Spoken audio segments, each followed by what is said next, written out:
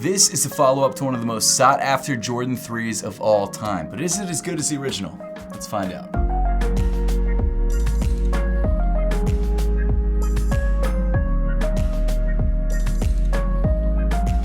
Inside this box is a pair of sneakers that, I'll be honest, I never thought I was going to be able to grab for a lot of different reasons, mainly because it's going to be probably super limited, and the last pair that released back in 2018 was incredibly limited. Before we dive into this though, I do want to give a huge thank you to Takeout NY for letting me borrow this pair to give you guys an early review. Takeout NY is an awesome store in New York. They're actually opening up a store in Jersey, and Apothecary socks are available at Takeout NY. It's one of our only physical retail locations, so make sure to stop by. They're awesome. We've done pop-ups there. They're great people. And huge thank you for letting me borrow this pair of sneakers to give you guys that early look. But without further ado, let's dive into it. Okay, so, got some paper. Ooh, these are sick. Oh my gosh. I just saw the edge of the box. Look at these. Oh my goodness. Crazy. So this, as you guys know from the title and the thumbnail, is the Air Jordan 3 Seoul 2.0. And the box comes in this beautiful, well, at least the top half of the box comes in this beautiful sky print with the Jumpman printed in the center in red, in a glossy red actually. The sky is sort of more of a satin finish. And then around the edges of the box, you've got this really nice gray elephant print. This is fire.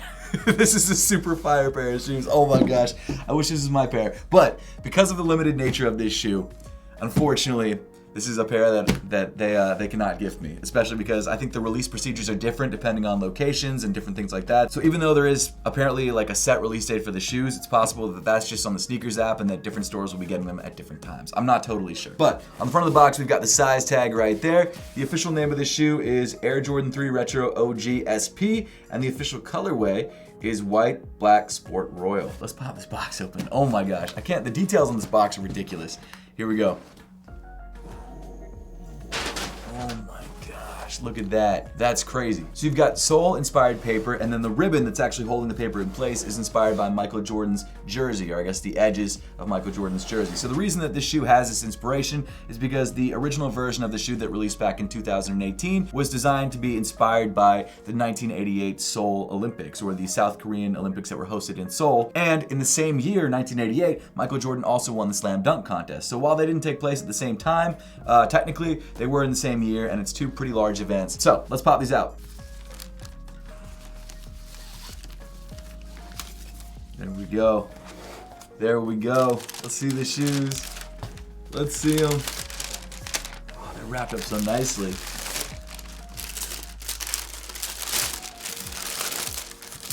Oh my gosh, these are way nicer in person than I was expecting. Oh my goodness.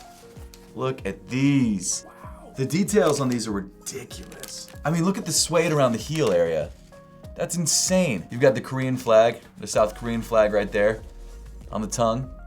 Really, really nice hit. Oh my goodness, these are fire. And then they went for the super aged midsole on this one, which I'm actually not mad at. Are there any like laces or anything inside the box? Doesn't look like it. Let me pull out this side of the pair. Beautiful. And then on this side of the pair, you've just got the Jumpman on the tongue. We'll talk about all this later on in the review. Actually, got some Korean text right there on the back of the tongue, which is cool. Is that on this one too? It is. Very nice. These are fire. The red is a lot less saturated than I was expecting. I'll be honest with you. And there's nothing wrong with that.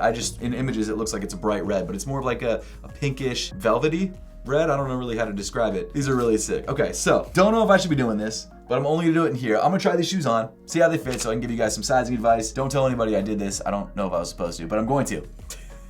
So without further ado, let's try these guys on. All right, so I got a new pair of shoes to show you. These are the Air Jordan 3 Seoul, as in Korea Seoul 2.0. So you've got the South Korean flag there on the tongue. These are based off of the 1988 Olympics that took place in Seoul, which is pretty cool. What are your thoughts? Your initial vibes, the vibe check.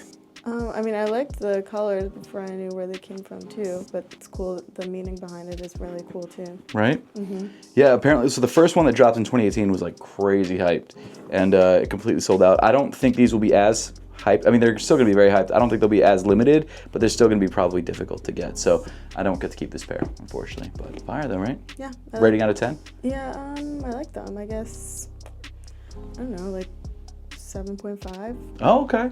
Cool. Yeah, a little bit lower than usual, but not bad. I like them. I like that the color is like around the tongue and the ankle. It's like a little more subtle. Right. To be fair, a lot of the shoes I've been showing you, I knew you were gonna like. These ones are more of a wild card. I wasn't sure if you were gonna be feeling them. No, they're cool. They are cool. Also on foot, we've got the brand new Apothecary Lows that come in 10 different colors that match our Apothecary Essential Crew color. So if you guys want to grab these, available through the YouTube shopping tab and through Apothecary's website. If you use my code Seth on your first purchase, you get $5 off of your first purchase. So there you go. A good way to rock your brand new Air Jordan 3 soles. Okay, let's try these on really quick, see how they fit, see how they feel. Comfy. Are Comfy. they? Yeah, I mean, I think it's the new material. Could be the new socks, to be fair. But I think it's the, could be that velvety sort of material. I'm not totally sure. But sizing wise, they feel just like every other pair of Air Jordan 3s. I would say true to size, go with your standard Air Jordan 3 size. I was trying to wear a blue hoodie to kind of match with the blue in the shoe.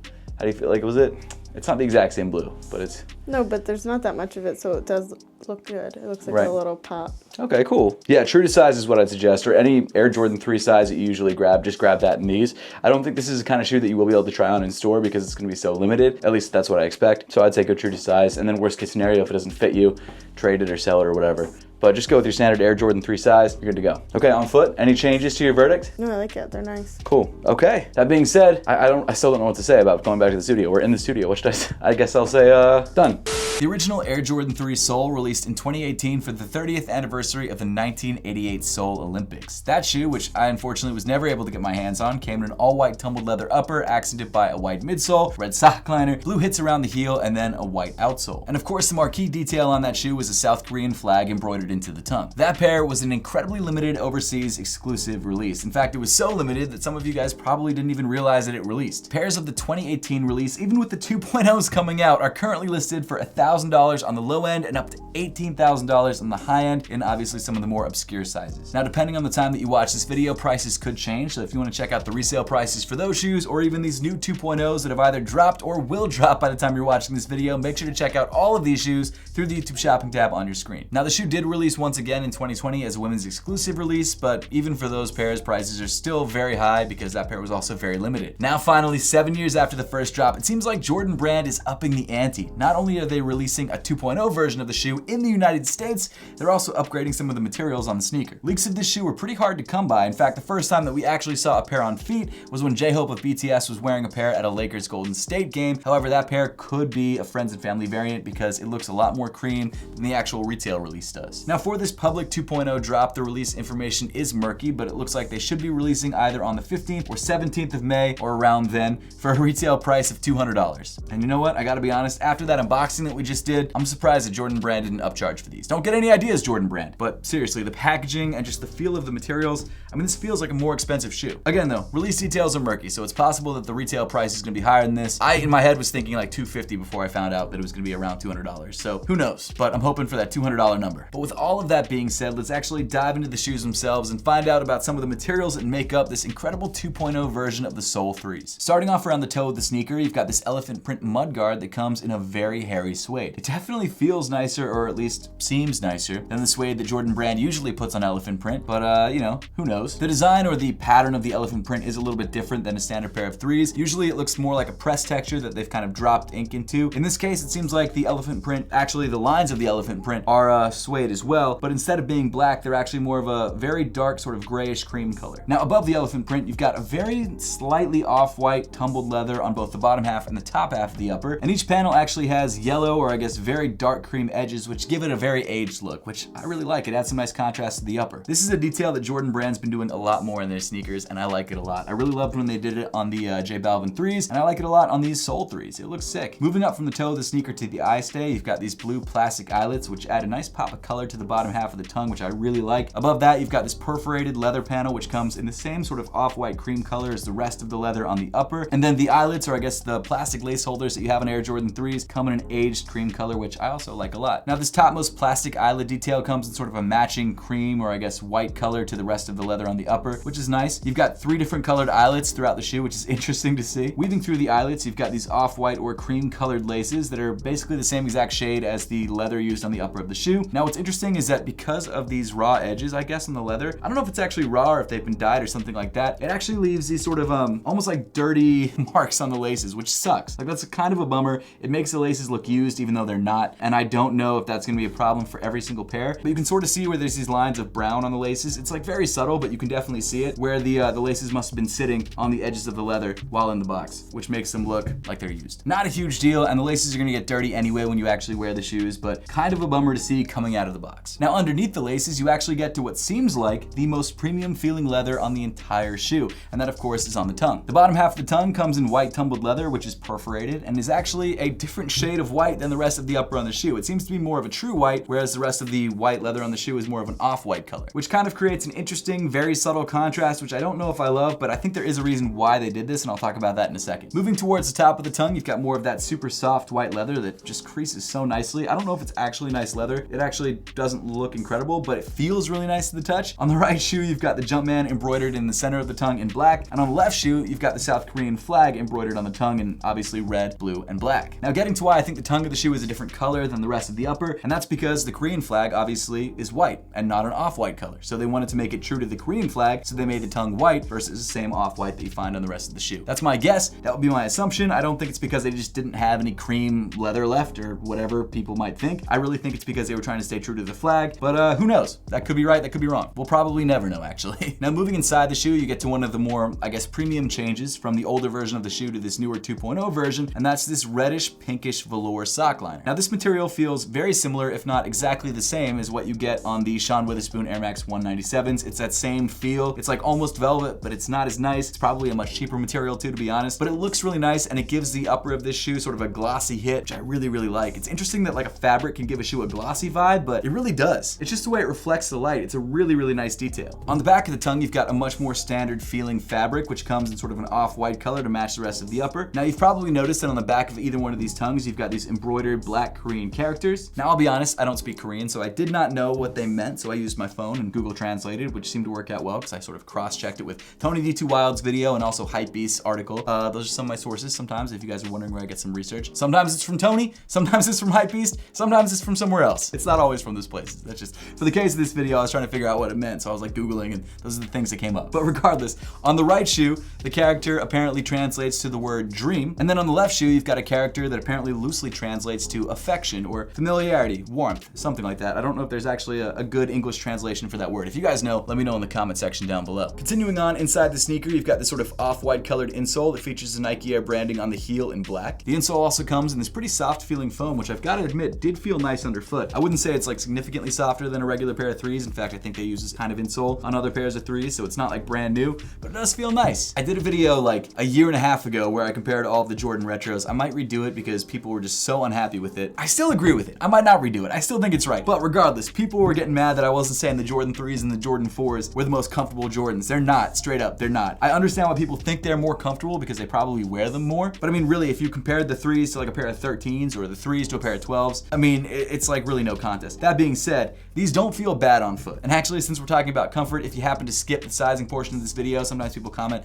when are you gonna talk about sizing? I already did. But for those of you that missed it, this shoe does fit true to size, and that's what I recommend if you have a chance to buy these shoes for yourself, either true to size or whatever you usually buy in Air Jordan 3s. Around the back half of the ankle, you've got yet another updated detail from the Seoul 1.0s to the 2.0s, and that's this quilted nylon sock liner that comes in a bright blue, obviously to mimic the flag. In fact, the contrast that you get from this red to the blue is a really, really nice touch and is a nice callback to the flag. I actually really love it. This quilted detail is actually inspired by traditional Korean garments and really does add a nice material contrast to the shoe. It might not be as bright or as eye-catching of a blue as it was when it was leather on the 1.0s, but I really like that they changed up the material on this shoe, and I love the inspiration. I think that's a nice touch. Continuing around the back of the shoe, you've got more of that elephant print in this sort of gray and cream colored suede, which I love. It's super hairy, super premium, although it is kind of shedding on my desk a little bit. And then rounding off the heel, you've got this sort of off-white colored heel tab with the Nike Air branding in black. I really, really love that Jordan brand is allowing non-OG colorways to now have the Nike Air branding. On a pair that's as premium feeling as this, it just feels right. It feels like it's supposed to be there, which I love. I also like that it's in black. I would have understood if they went with like a dark blue for it, or even a bright blue, or even a red, but I really like the black. It just feels right. Continuing down on the shoe, you get to yet another updated detail on the shoe, and that is this very, very aged looking looking midsole. This is probably the one hit that I think they could have done a little bit less on. I feel like this very dark sort of sandy cream color is a bit much, but hey, you know, it is a nice contrast with the upper. Obviously, it is designed to look aged, which is what Jordan Brand has been doing a lot recently, and so has Nike. So has every other brand, honestly, because it's been a huge trend over the last couple years. And I understand that this is supposed to be a shoe that's inspired by the 1988 Olympics, which is years ago now, over 30 years. So maybe that's what they're going for. But I think they hit it with too much tan. Could have made it a bit more creamy. I don't know. That's just my take on it, though. Let me know your thoughts in the comment section down below. The air bubble of the shoe, of course, is clear with red pillars inside, which look nice and add some very subtle contrast to the midsole. The toe of the midsole comes in, I think, the cream color that we should have had on the rest of the midsole, but you can agree to disagree with me on that. And then finally, moving to the outsole of the shoe, we've got a primarily gray rubber outsole accented by red on the toe, a blue Nike logo towards the heel, and then more of that very, very, very cream colored rubber. Jordan Brand is delivering a certified banger with this 2.0 version of the Sole 3s. The aged accents, which yes, I think are a little bit overdone, I still like them, and the more interesting material choices serve to make this a more complete version of the shoe, in my opinion. Now, I understand if some people won't agree with me on that, but that's fine. I get that some people like the more simple and more clean 2018 version that comes in mostly white. I totally get that, but this 2.0 version is just more interesting. There's more going on. Without knowing actual stock numbers, it does seem like this pair will be a more limited release, most likely only releasing on the SNKRS app and at some tier 0 boutiques, but we'll have to wait and see when the shoe gets closer to release date, which is now only like a week and a half away. But hey, if you made it to this point in the video, let me know your thoughts on the Sole 2.0s in the comment section down below. Are you grabbing a pair? Are you passing on them? Are you gonna pay resale for this pair? Let me know everything down below. As always, thank you so much for watching. Make sure to subscribe if you haven't yet, and I'll see you all in the next one.